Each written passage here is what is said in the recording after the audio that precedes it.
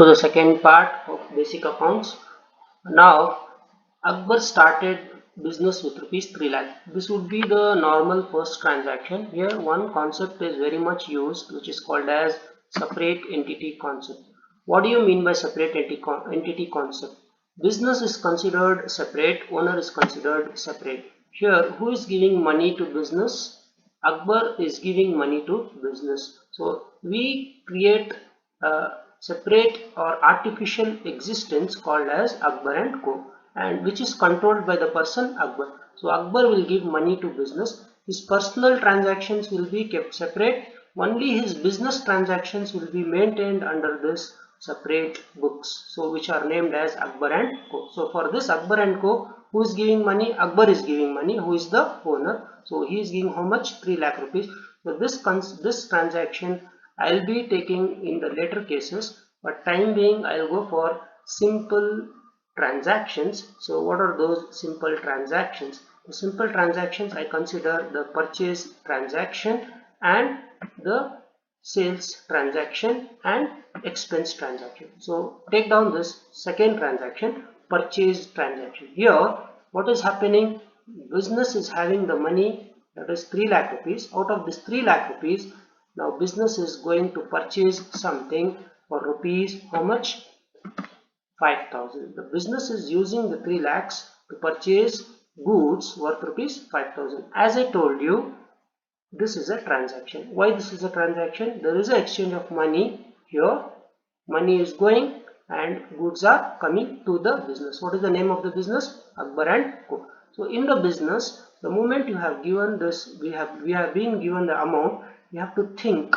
Okay, we have to think whether the business money is getting fluctuated, whether it is coming in or going out. Here you can just think for a moment. The money in the business is definitely getting reduced to the extent of rupees 5,000. So which means I have to consider one aspect or one ledger called cash. So what rule I should apply for this cash? As I told, real account rule. The reason is cash is an asset. So likewise we go here. So money is spent. So who is spending? The business is spending, and from the business point of view, cash is going out. If I apply real account rule, definitely it will be credit what goes out. Next, what is the next part of this? The next part of this is, the next ledger is purchased goods. So again, goods is a asset. Later on it can be converted into cash. So as such it is asset. So what rule I should apply for ledger opened in name of asset? Definitely real account rule. So real account rule, according to this real account rule, from the business point of view, asset is coming into the business. So real account says whatever comes in is debit. Money is going out, so it is credit. Goods are coming in, by applying real rule, it is debit. The reason is goods are coming in. So here also it's real account, here also it is real account. So purchase account debit, cash account credit. From the business perspective, purchase is debited, cash is credited by applying the real account rule. So the answer for this transaction is purchase DR, cash is CR. So this is, we call it as journal entry. Now let us go to another transaction. Here I consider the example of personal account. So in this transaction, business is giving money to Sham. Rupees 3,000 is being given to Sham.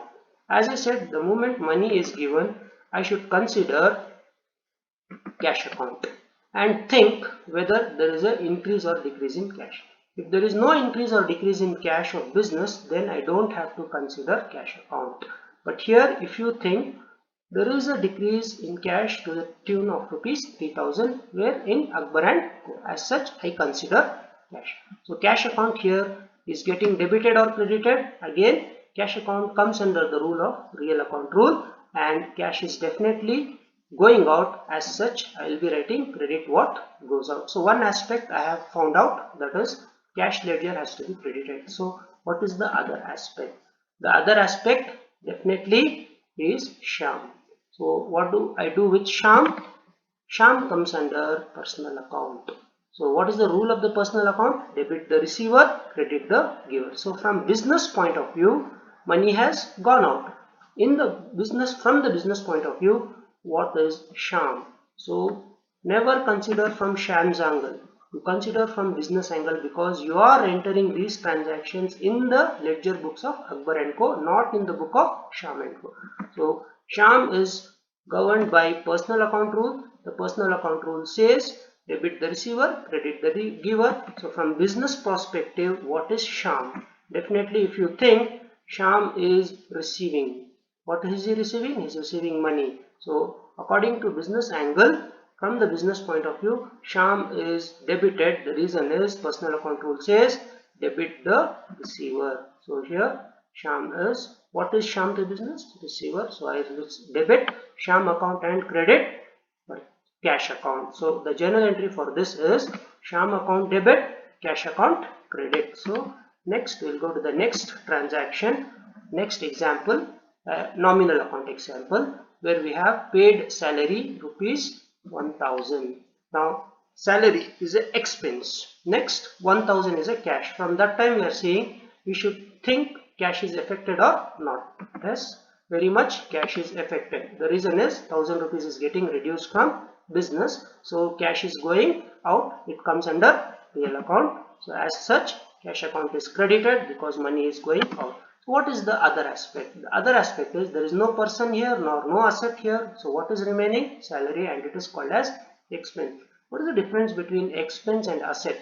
Asset remains, but expense just vanishes. So you pay for telephone charges, the money is gone, you can't show it. So you pay for salary, money is gone. But you buy something, you can show that asset. So here it is expense, here is considered, salary is considered as expense because the money is gone, the money is used.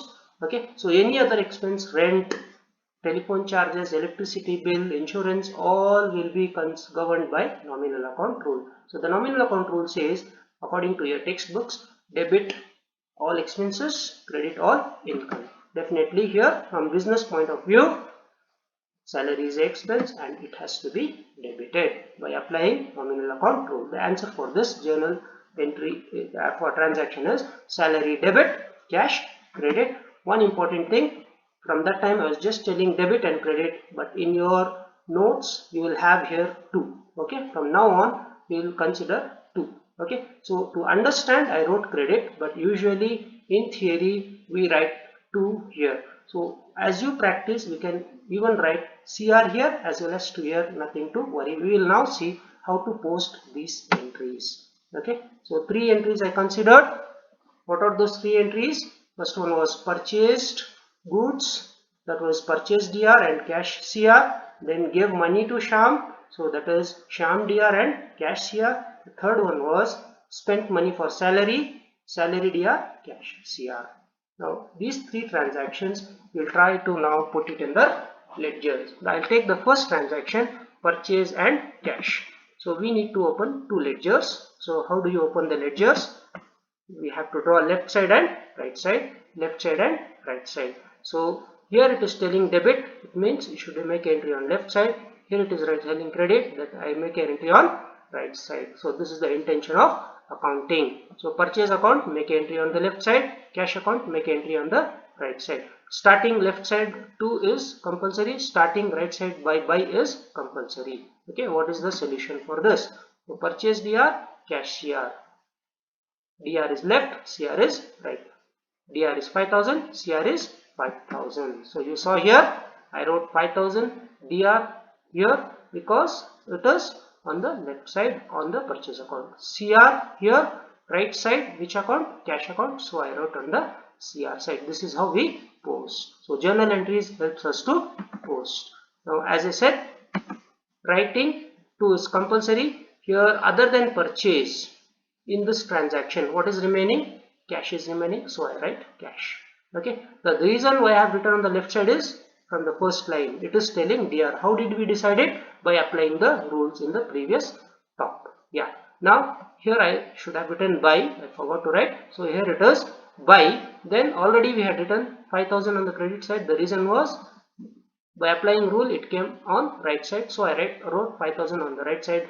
Then by writing by is compulsory. Then other than cash, what is there in this? There is purchases, so I will write by purchases. So this is how we post the journal entries into the ledgers.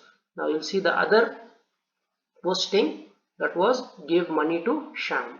So when we give money to Sham, we saw the journal entry as Sham account debit and cash account credit. So already cash account was credited by 5000. Now this entry has to be written. So we have to only create now Sham account. Cash account already created, no need to create again. From there itself we can continue. So all these two ledgers are there in which books? Akbar and company books. So here Sham was debit, cash was credit. Sham account debited to 3000, cash account credited to 3000. So as such, 3000 on the debit side, 3000 on the credit side I should write. Okay, so 3000 on the debit side, then 3000 on the credit side. So as you saw in the cash, I can't write cash. So what is left in this? Sham is left. So I have written the name Sham. That's it. Now 3000, why I wrote on the left side? Because this one is telling me on the left side. DR means left side. So already Sham, in Sham ledger I can't write Sham. What is left? Cash is left. So I will write there cash. The last thing to be posted, paid salaries rupees 1000. Here you saw salary is debit and cash is credit. Now cash account already had two entries. One was purchase, the other one was Sham. Okay, so the third entry we need to make now.